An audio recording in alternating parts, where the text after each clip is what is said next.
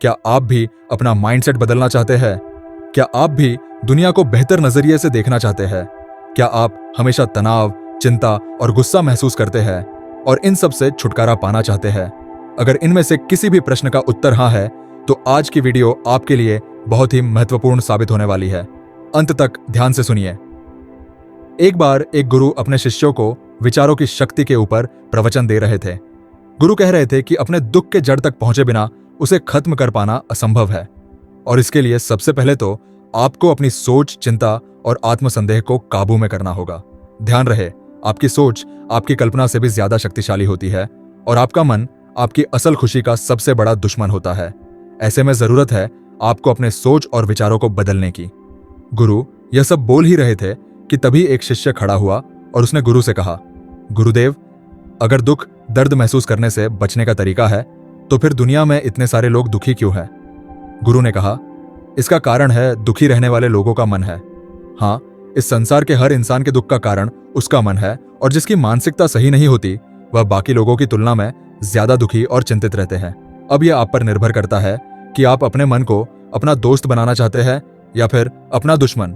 आप किस तरह किसी परिस्थिति का सामना करते हैं, यह सब आपकी आदत और मानसिकता पर निर्भर करता है। इस दुनिया के हर सवाल का जवाब आपके ही अंदर छुपा है। इसे आपको अपने आसपास के लोगों में ढूंढने की जरूरत नहीं है। दुख दो तरह के होते हैं, शारीरिक और भावनात्मक। शारीरिक समस्याओं से पूरी तरह से बच पाना तो असंभव है, क्योंकि किसी भी समय आपके साथ क्या होने वाला है इसे आप नियंत्रित नहीं कर सकते हैं। लेकिन भावनात्मक दुखों से बचा जा सकता है, जो पूरे तरीके से इस बात पर निर्भर करता है कि आप अपने भावनात्मक दुखों की तरफ कैसी प्रतिक्रिया देते हैं। आप या तो उस दुख को हद से ज्यादा महसूस करेंगे या फिर उसके पार चले जाएंगे। चुनाव आपका है। संक्षिप्त में कहें तो आपके भावनात्मक दुख का कारण किसी के प्रति आपकी प्रतिक्रिया पर निर्भर करता है। आपके भावनात्मक दुखों की शुरुआत तब होती है जब आप एक नकारात्मक स्थिति को अपने दिमाग में लंबे समय तक बैठा के रखते हैं। यानी वास्तविक दुनिया में वह परेशानी उतनी बड़ी नहीं होती है जितना बड़ा आप उसे ज्यादा सोचकर बना देते हैं। हर इंसान के जीवन में हर दिन बहुत सी बुरी चीजें घटित होती हैं, जिनका कुछ लोगों पर बहुत कम असर होता है, जबकि कुछ लोग बहुत उदास और तनावग्रस्त हो जाते हैं। यहां पर एक बात जान लीजिए कि हर घटना के बाद अच्छा महसूस करने और दुखी होने के बीच का फर्क इस बात पर निर्भर करता है कि आप उस परिस्थिति को कैसे संभालते हैं।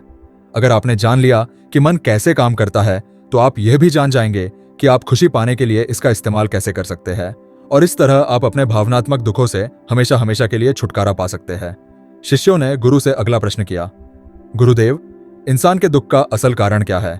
गुरु ने उत्तर देते हुए कहा, हमारे विचार बहुत शक्तिशाली होते हैं, इतने कि वह हमारी किसी भी सोच को वास्तविकता में बदल सकते हैं। दुनिया में ज्यादातर लोग खुद को और अपनी किस्मत को कोसते हैं कि आखिर वह इतने गरीब, बीमार और दुखी क्यों है, जबकि वह यह भूल जाते हैं कि वह आज जैसे भी है उनके खुद के बीते हुए कल के विचारों की वजह से है। पहले तो यह जानना जरूरी है कि नकारात्मक विचार वाले लोग होते कैसे हैं। असल में उनका जीवन निरर्थक होता है। वह हमेशा गुस्सा, डर, चिंता और अविश्वास में जीते हैं, जिसकी वजह से वह अक्सर अजीबोगरीब स्थिति में फंसकर गलत फैसले ले लेते हैं।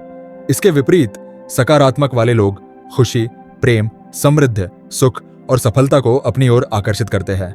उन्हें देखकर ऐसा लगता है जैसे सब कुछ उनके नियंत्रण में है। हाँ, निश्चित रूप से उनके जीवन में भी उतार चढ़ाव आते हैं, लेकिन वह फिर भी हर मिलने वाली चीज के प्रति शुक्रगुजार रहते हैं। अब जैसे दो लोगों की परिस्थितियां एक जैसी होते हुए भी वह अलग अलग महसूस करते हैं। जैसे एक व्यक्ति इस बात के लिए शुक्रगुजार हो सकता है कि उसके पास रहने के लिए एक घर है, वही दूसरा इस बात को लेकर दुखी हो सकता है कि उसका घर उतना बड़ा नहीं है जितना वह चाहता था। मतलब साफ है कि हमारी खुशी और दुख सीधे तौर पर हमारी सोच और नजरिए पर निर्भर करता है। हकीकत और उसके प्रति हमारा नजरिया दो अलग अलग चीजें होती है। बाहरी हकीकत सबके लिए एक होती है, जबकि इसके बारे में अलग अलग इंसान का नजरिया अलग अलग हो सकता है। चलो इसे एक उदाहरण से समझते हैं। एक नौजवान भिक्षु को ध्यान करते समय एकाग्रचित्त होने में परेशानी होती थी। हर बार ध्यान करते समय किसी न किसी कारण से उसका ध्यान भटक जाता था और वह काफी क्रोधित और निराश हो जाता था। शांति की तलाश में उसने एक दिन एक झील के बीचों बीच नाव में बैठकर ध्यान करने का निश्चय किया। पहले 2 दिन तो भिक्षु को बहुत सुकून मिला। ध्यान करते समय उसका मन बिल्कुल शांत और एकाग्र था। लेकिन तीसरे दिन उसकी शांति तब भंग हो गई जब ध्यान करते समय एक दूसरी नाव उसकी नाव से आकर टकरा गई। उसने गुस्से से अपनी आंखें खोली, लेकिन सामने उसका गुस्सा देखने के लिए कोई था ही नहीं, क्योंकि दूसरी नाव तो खाली थी जो हवा के वेग और लहरों के कारण भिक्षु की नाव से आकर टकरा गई थी। अब वह शर्मिंदा हो गया और उसका क्रोध भी शांत हो गया, क्योंकि उस जगह पर उसका गुस्सा देखने वाला ही कोई नहीं था। तब उसे समझ आया कि उसका ध्यान आसपास की घटनाओं के कारण नहीं, बल्कि उन घटनाओं के प्रति उसकी प्रतिक्रिया के कारण भटक रहा था। उसके हद से ज्यादा सोचने की वजह से भटक रहा था। आपके साथ जो कुछ भी घटित होता है वह कभी आपके दुख का असल कारण नहीं बनता, बल्कि आप उस घटना के बारे में कैसा सोचते हैं, कैसी प्रतिक्रिया देते हैं, वह आपके सुख और दुख को तय करता है। हमारी सोच हमारी भावनाओं को नियंत्रित करती है। अगर हम नकारात्मक सोचेंगे तो हमें बुरा लगेगा, और अगर हम सकारात्मक सोचेंगे तो हमें अच्छा महसूस होगा। आप अपने दुख, दर्द या तकलीफ का दोष अपने आसपास की घटनाओं और लोगों को नहीं दे सकते हैं। बस यही जीवन के उतार चढ़ाव और सुख दुख का सार है। अपने जीवन को मुश्किल बनाने वाले आप खुद ही है। क्या आपने कभी सोचा है कि बुरे और नकारात्मक विचारों के बिना आपका जीवन कैसा होता? मैं बताता हूं। बुरे विचारों के बिना आप ज्यादा अच्छा और सुकून भरा जीवन जीते हैं। चिंता और दुख आपसे दूर हो जाते हैं और आप हमेशा प्रसन्न रहते। ध्यान रहे, कोई भी घटना या परिस्थिति आपको दुख नहीं पहुंचा सकती। बस आपकी सोच ही आपके दुख का असल कारण होती है। शिष्यों ने गुरु से दूसरा प्रश्न किया। एक शिष्य ने पूछा, गुरुदेव, हम ज्यादा खुश और आजाद कैसे महसूस कर सकते हैं? गुरु ने कहा, हमारे दिमाग में एक दिन में लगभग 6000 विचार आते हैं, जिनमें से लगभग 6000 विचार तो अपने आसपास के लोगों को प्रतिक्रिया देने की वजह से आते हैं, और इन 6000 में से भी लगभग 90% विचार नकारात्मक होते हैं। ऐसा इसलिए नहीं होता क्योंकि हमें नकारात्मक सोचने में मजा आता है, बल्कि ऐसा इसलिए होता है क्योंकि यह विचार हमें जिंदा रहने में मदद करते हैं। हजारों लाखों सालों तक इंसान गुफाओं और जंगलों में रहा है। ऐसी स्थिति में रहा है जहां उसके लिए कहीं से भी खतरा आ सकता था। कोई भी अनजान घटना या छोटी सी भी गलती उसकी जान ले सकती थी। इसीलिए समय के साथ इंसान के अवचेतन मन ने एक आदत विकसित कर ली, जिसे नकारात्मक पूर्वाग्रह कहा जाता है। इस आदत के अनुसार इंसान का दिमाग किसी भी चीज या घटना का नकारात्मक पक्ष सबसे पहले देखता है, ताकि वह खुद को आने वाले खतरे से बचा सके। हजारों सालों से यह नकारात्मक पूर्वाग्रह इंसानों के जिंदा रहने और फलने फूलने में मददगार भी साबित होता रहा है। इसीलिए हमारे अंदर करो या मरो वाला स्वभाव सक्रिय रहता है। लेकिन आज के समय में यह नकारात्मक पूर्वाग्रह ज्यादा कारगर नहीं है, क्योंकि अब हम ऐसी दुनिया में नहीं रहते हैं जहां जिंदा रहने के लिए अब हमें संघर्ष करना पड़े।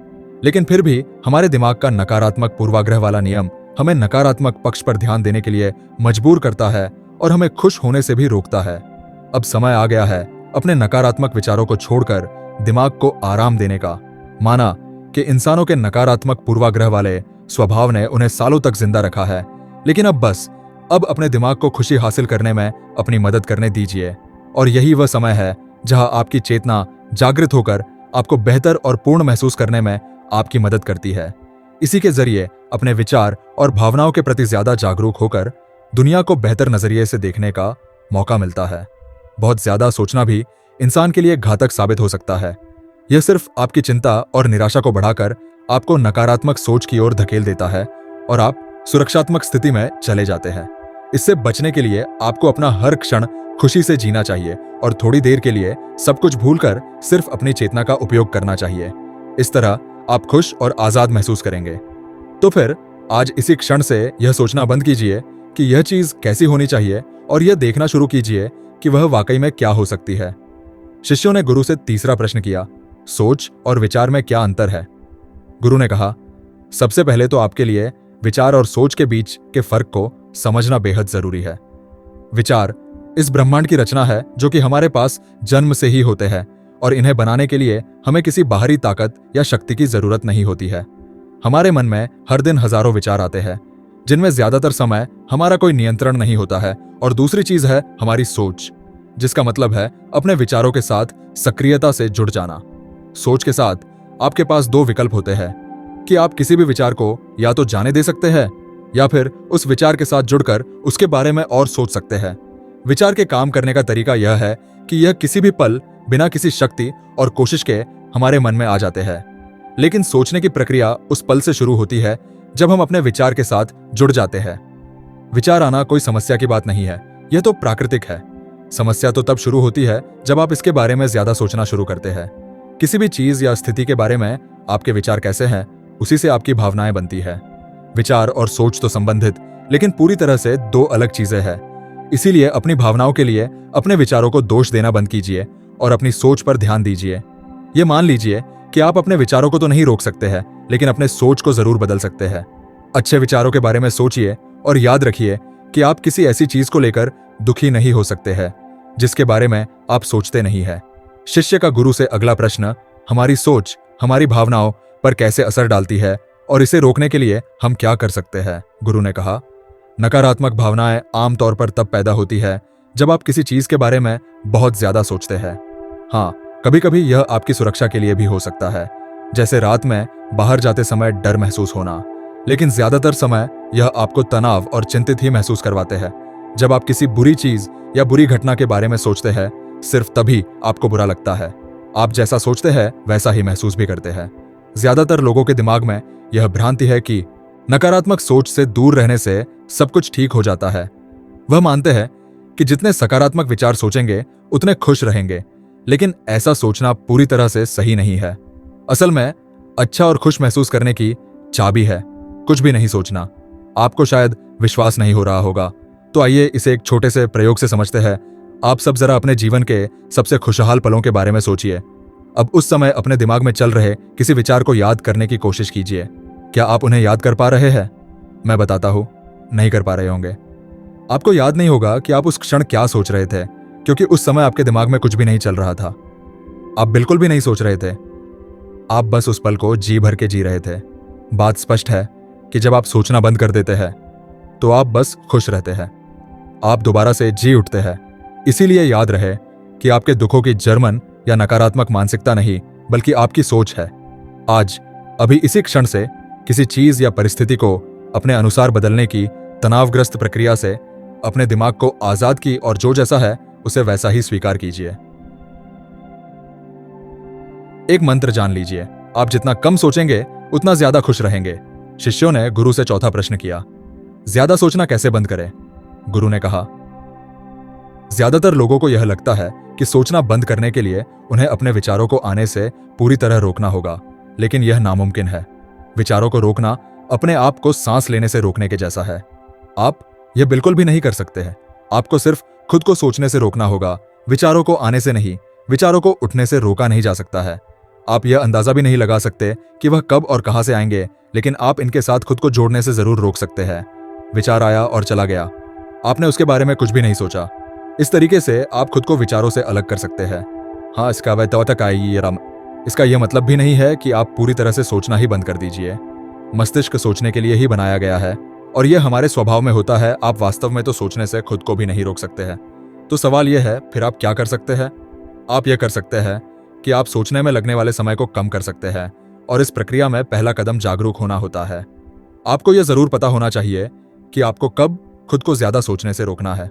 ज्यादा सोचने का सबसे आम लक्षण तनाव और असहज महसूस करना होता है। तनाव और असहजता जैसी भावनाएं आमतौर पर तब आती है जब आप किसी स्थिति के बारे में हद से ज्यादा सोचते हैं।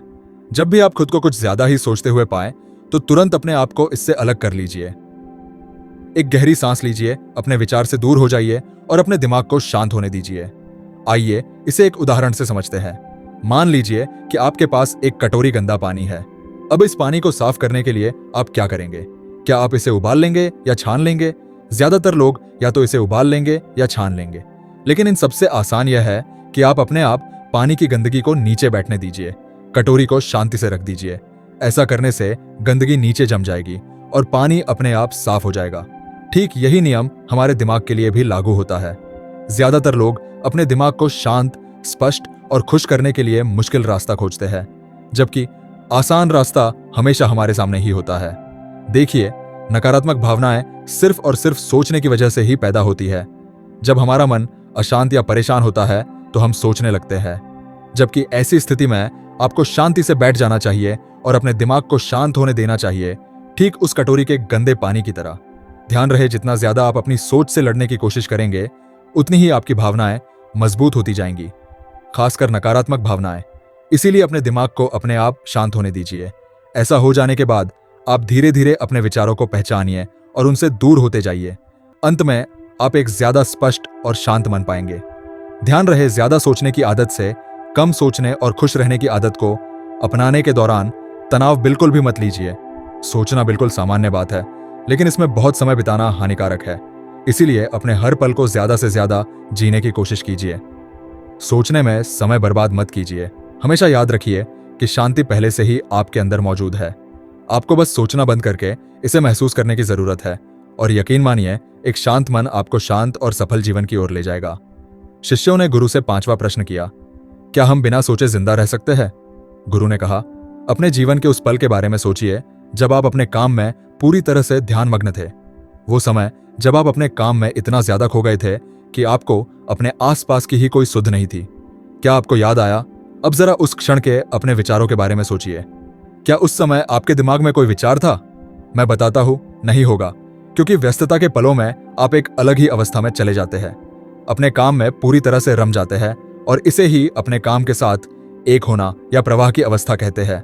और यह तब होता है जब आपको अपने काम से बहुत प्रेम होता है, और इस स्थिति में आप सभी विचार और भावनाओं को भूल जाते हैं। जब कोई इंसान प्रवाह की अवस्था में होता है, तब उस इंसान का ध्यान इतना गहरा होता है, यानी कि वह इंसान अपने काम में इतना मग्न होता है कि उस इंसान के दिमाग में उसकी उपस्थिति ही खत्म हो जाती है, यानी कि उन्हें खुद की मौजूदगी का भी पता नहीं रहता। इस अवस्था में ना तो आपको भूख लगेगी, ना ही प्यास, ना ही गर्मी और ना ही सर्दी। इस अवस्था में आपकी एकाग्रता चरम सीमा पर होती है, और इस अवस्था में आप जो भी काम कर रहे होंगे वह अपने आप होने लगता है, क्योंकि इस स्थिति में आपका अवचेतन मन काम कर रहा होता है और आप सिर्फ अपने काम पर ध्यान देते हैं। यह एक विचार शून्य अवस्था होती है, जहां विचार, चिंता और संदेह के लिए कोई जगह नहीं होती है। समस्याओं का काम ही हमें शांति और खुशी के रास्ते पर जाने से रोकना है, और किसी समस्या को पैदा करने में हमारी सोच और चिंता अहम भूमिका निभाते हैं। इतना अहम कि कोई घटना जितनी बुरी नहीं होती है, ये उसे हमारे दिमाग में उससे भी बुरा बनाकर हमें डराते हैं। हो सकता है आज के बाद अपनी आदत में बदलाव लाकर आप ज्यादा सोचना और चिंता करना कम कर देंगे। आप नकारात्मक भावनाओं को महसूस करना कम कर देंगे, लेकिन आपका दिमाग फिर आपको सोचने और चिंता करने पर मजबूर करेगा, और ऐसा सिर्फ इसलिए होता है क्योंकि आपका दिमाग नए अभ्यास से अनजान है। जीवन की शुरुआत से आप जो कुछ भी कर रहे हैं वह है सोचना और चिंता करना। अब जब आपने उन्हें अपने दिमाग से हटा दिया है तो आपको असहज और अजीब महसूस होगा, और जब दिमाग में कुछ नहीं होता तो कुछ गलत लगना स्वाभाविक होता है। ऐसे में आपको इस प्रक्रिया पर और खुद पर विश्वास करने की सबसे ज्यादा जरूरत है। आप अपने दिमाग को बेवजह की चिंता और सोच से मुक्त ही रखिए। यकीन मानो, यह जरूर काम करेगा। जिसके बारे में हमें पता नहीं होता उससे डर लगना स्वाभाविक है। जैसे विचार शून्यता की अवस्था से आपका दिमाग अनजान होता है, लेकिन यही वह अवस्था है जहां सबसे ज्यादा अनुभव और मौके मिलते हैं। यही वह अवस्था है जहां आप एक बेहतर इंसान के रूप में विकास कर सकते हैं। अब आपको फिर से उन बुरी आदतों में पड़ने की जरूरत नहीं है जो आप में पहले थी। आपका दिमाग तो जानी पहचानी चीजों की तलाश करेगा ही, ठीक वैसे जैसे परदेश में जाकर हम अपने देश के लोगों की तलाश करते हैं। लेकिन आपको अपने इरादे में अडिग रहना है, और अगर आप खुद को बार बार असफल होते हुए पाते भी है तो घबराने की बात नहीं। गलतियां भी इंसान के जीवन का ही हिस्सा होती है। बस आपको रास्ता पकड़कर रखना है और कुछ नहीं। तो दोस्तों, उम्मीद है इस वीडियो से आपको काफी कुछ सीखने को मिला होगा, और अगर कुछ सीखने को मिला हो तो हमारे इस वीडियो को लाइक, शेयर और हमारे चैनल को सब्सक्राइब जरूर कर लीजिएगा, और साथ ही कमेंट में नमो बुद्धाय जरूर लिखिए। धन्यवाद।